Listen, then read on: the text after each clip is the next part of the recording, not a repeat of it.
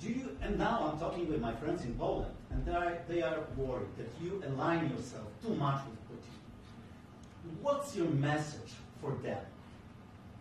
Well, if I didn't align myself with both of them, you'd never have a deal. You want me to say really terrible things about Putin and then say, "Hi, Vladimir, how are we doing on the deal?" It doesn't work that way.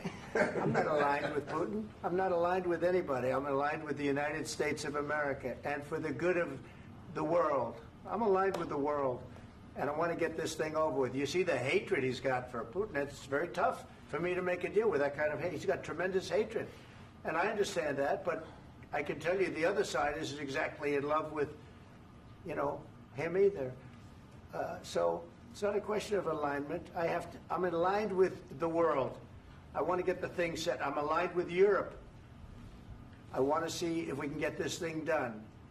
You want me to be tough? I could be tougher than any human being you've ever seen. I'd be so tough. But you're never going to get a deal that way. So that's the way it goes. All right, one more question. I will respond to this. So look, for 4 years in the United States of America, we had a president who stood up at press conferences and talked tough about Vladimir Putin, and then Putin invaded Ukraine and destroyed a significant chunk of the country.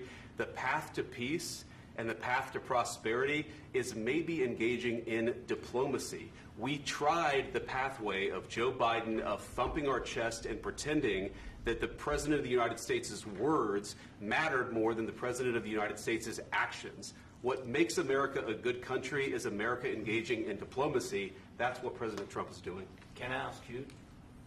Sure. Yeah? Yeah. Okay. So he occupied our parts, big parts of Ukraine, part of East and Crimea. So he occupied it on 2014.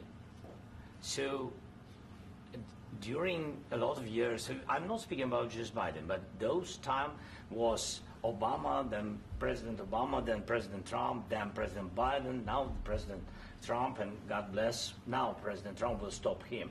But during 2014, nobody stopped him. He just occupied and took. He killed people. You know what the contact 2015. 2014. 2014 and 2014. Yeah. So I was not here. Yeah, but that's exactly right. Yes, but during 2014 till 2022, the situation the same. The people are been dying on the contact line. Nobody stopped him. You know that we had conversations with him, a lot of conversation, my bilateral conversation, and we signed with him, me, like a new president. In 2019, I signed with him the deal. I signed with him, Macron and Merkel, we signed ceasefire. Ceasefire. All of them told me that he will never go. We signed with him with gas contract. Gas contract. Yes, but after that, he broken this ceasefire. He killed our people and he didn't exchange prisoners. We signed the exchange of prisoners, but he didn't do it. What kind of diplomacy, JD, you are speaking about? What do you mean? I'm talking about the kind of diplomacy that's going to end the destruction of your country. Yes, but if you Mr. President, with respect, I think it's disrespectful for you to come into the Oval Office and try to litigate this in front of the American media. Right now, you guys are going around and forcing conscripts to the front lines because you have manpower problems. You should be thanking the President for trying to bring an end to this conflict. Have you ever been to Ukraine that you say what problems we have?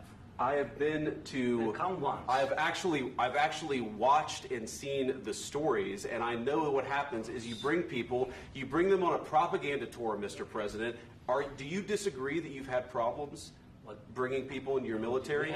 And do you think that it's respectful to come to the Oval Office of the United States of America and attack the administration that is trying to prevent the destruction of your country?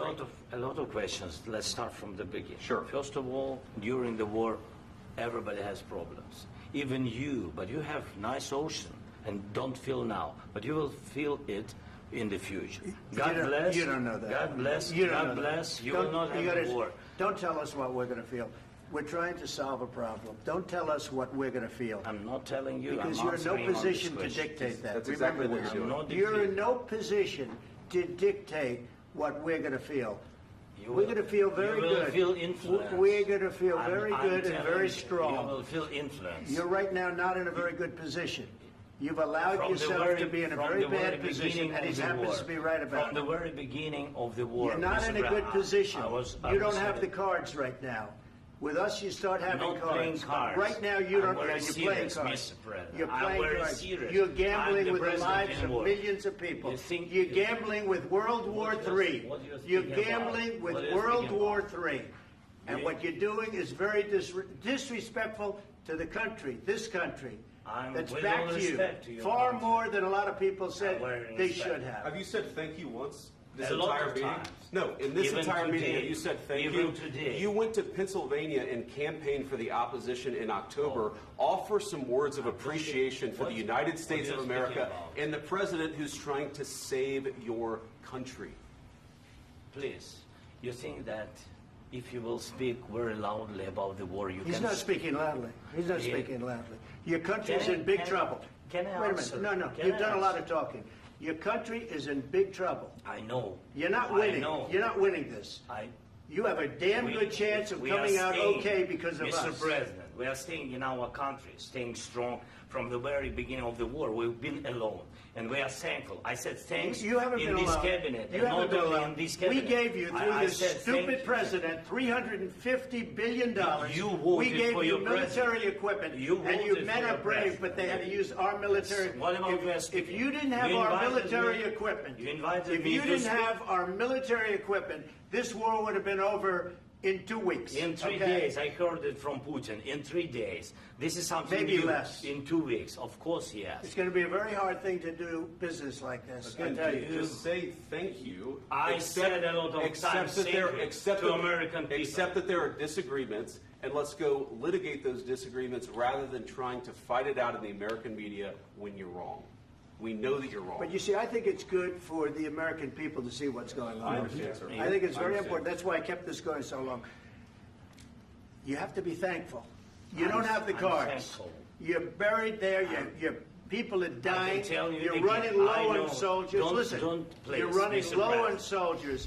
It would be a damn good thing. Mr. And then you tell us, I don't want a ceasefire. I don't want a ceasefire. I want to go, and I want this. Look, if you could get a ceasefire right now, I tell you, you take it so the bullets stop flying and your men stop getting killed. Of course, we want to stop the war. But you're saying you don't want a ceasefire. But I said to you, I want a ceasefire. with guarantees. Because you'll get a ceasefire faster than an agreement. Ask our people about ceasefire, what they think. That wasn't with me. That wasn't with me.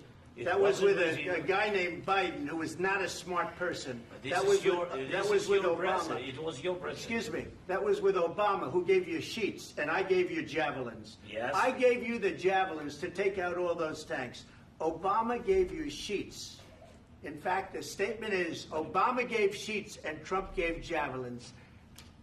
You got to be more thankful, because let me tell you, you don't have the cards. With us, you have the cards.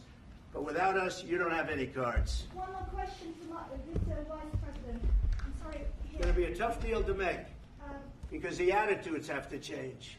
What if Russia breaks ceasefire? What if Russia breaks peace talks? What do you do then? I understand that it's a heated conversation right now. What are you saying? She's asking, what if Russia breaks the ceasefire? What if anything?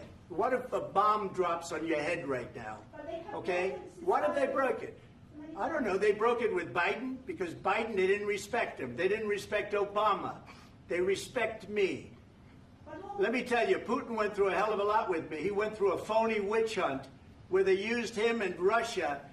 Russia. You ever hear of that deal? That was a phony Hunter Biden, Joe Biden scam. Hillary Clinton, Shifty Adam Schiff. It was a Democrat scam. And he had to go through that. And he did go through it. We didn't end up in a war. And he went through it. He was accused of all that stuff. He had nothing to do with it. It came out of Hunter Biden's bathroom. It came out of Hunter Biden's bedroom. It was disgusting. And then they said, oh, the laptop from hell was made by Russia. The 51 agents. The whole thing was a scam. And he had to put up with that. He was being accused of all that stuff. All I can say is this. He might have broken deals with Obama and Bush, and he might have broken them with Biden. He did, maybe. Maybe he didn't. I don't know what happened. But he didn't break them with me. He wants to make a deal. I don't know if you can make a deal. The problem is, I've empowered you to be a tough guy. And I don't think you'd be a tough guy without the United States. And your people are very brave. But you're either going to make a deal or we're out. And if we're out, you'll fight it out. I don't think it's going to be pretty, but you'll fight it out. But you don't have the cards. But once we sign that deal, you're in a much better position. But you're not acting at all thankful. And that's not a nice thing. I'll be honest, that's not a nice thing. All right, I think we've seen enough. What do you think? Huh? This is going to be great television, I will say that. All right, we'll see what we can do about putting it together. Thanks.